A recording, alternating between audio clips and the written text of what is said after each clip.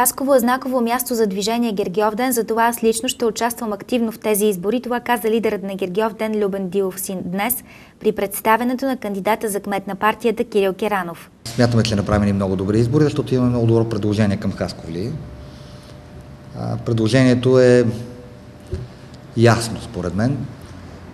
Хора с опит и съвсем нови хора. Им предлагаме и след това им предлагаме нещо просто.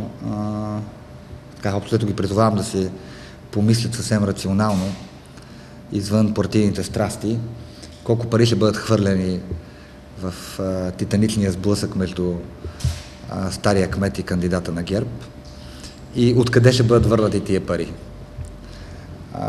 Нещата за мен са много прости. Те няма откъде другаде да бъдат върнати, освен от града Хасково и неговите жители. Защото банките няма да отпуснат кредити на кмета или на ГЕРБ, за да си спонсорират кампанията тук.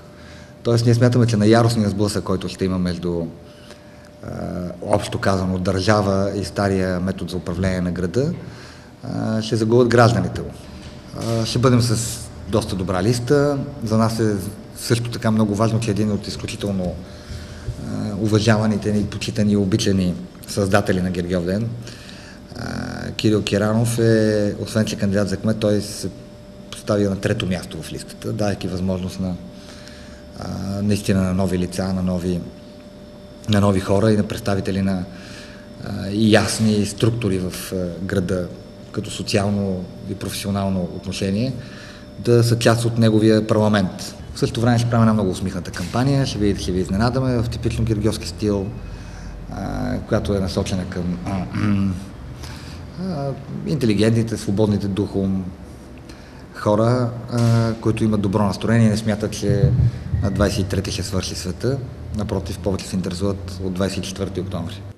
И в стил Гергьовден прогнозата на героя на Дилов-син, малкия Нострадамус за денят след вота, звучи така.